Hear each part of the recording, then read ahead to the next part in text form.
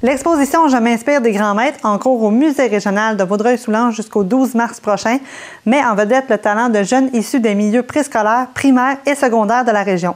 Afin d'en apprendre plus sur ce projet unique en son genre, je me suis rendue au sein de l'institution muséale où j'ai rencontré la responsable du projet, Chantal Seguin. En fait, on en est à la 16e édition des Artistes en herbe.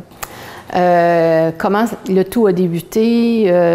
On voulait faire en sorte que les élèves s'intéressent au musée, quoi qu'ils le faisaient déjà via le service éducatif.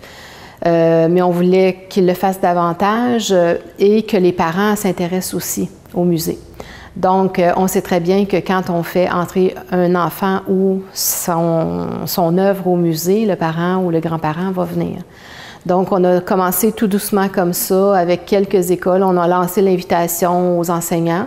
La première année, on a eu peut-être une soixantaine de classes qui ont participé.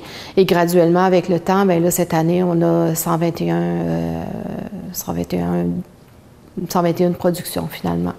Donc, ça veut dire 121 classes.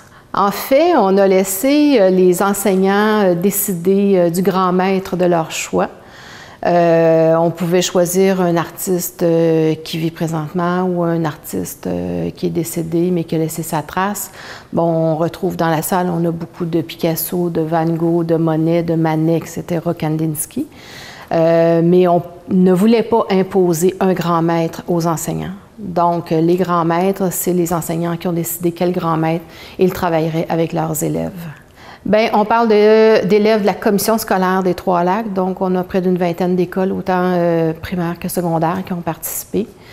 On envoie l'invitation dans toutes les écoles, on envoie l'invitation via la commission scolaire et ce sont les enseignants qui décident de participer ou non.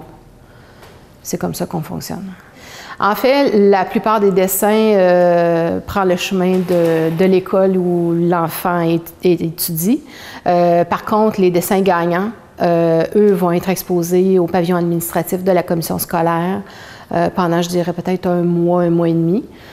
Donc ça, c'est tous ceux qui ont eu des médailles qui vont retrouver leurs dessins à la commission scolaire. Et par la suite, la commission scolaire va retourner les dessins, les productions dans les écoles.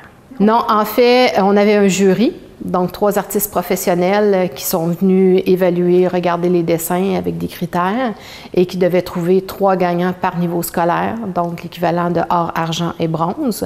Ils sont bien identifiés dans la salle quand on fait la visite.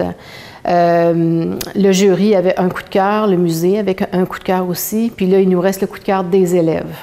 Donc, chaque classe qui vient faire une activité ici vote pour son coup de cœur, puis la semaine prochaine, parce que là, on va déjà être à la fin de l'exposition, on va faire le décompte des votes et on va pouvoir déterminer quel dessin est le coup de cœur des élèves pour remettre un prix et une médaille à cet élève-là.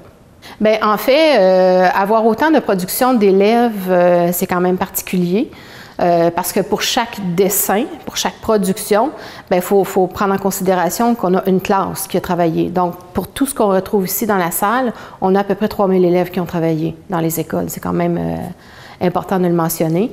C'est valorisant pour les enfants aussi, parce que très souvent à l'école, bon, on parle de mathématiques, on parle de français, les sports aussi, mais les arts plastiques, souvent, c'est relayé au second plan. Puis il y a des élèves qui vont être talentueux en arts plastiques, puis peut-être un peu moins en mathématiques et français. Donc, de retrouver son œuvre dans un musée, premièrement, c'est quelque chose. De se retrouver avec d'autres aussi qui ont gagné, bien ça, c'est important. De venir voir l'exposition, je pense que c'est un incontournable. En fait, cette année, on a 2 classes de la Belgique qui ont participé. La responsable du service éducatif du Musée royal de Marimont, avec qui j'ai établi des liens, a demandé à des enseignants s'ils étaient intéressés à participer et on a 2 classes qui ont accepté. Donc, on a une classe de secondaire 3 et une classe de secondaire 2 qui ont envoyé des productions. On retrouve beaucoup de « Je m'inspire de Monet et de Manet » en ce qui concerne le secondaire 3 et le secondaire 2, bien, on retrouve autre chose. En fait, l'invitation va être lancée à l'automne prochain. Donc, dès le mois de mai, on va déterminer le thème avec la commission scolaire, puis on est un comité à travailler là-dessus. Mais je dirais à la mi-octobre, le thème va être lancé dans les écoles. Puis à ce moment-là, à partir de ce moment-là, les enseignants peuvent participer.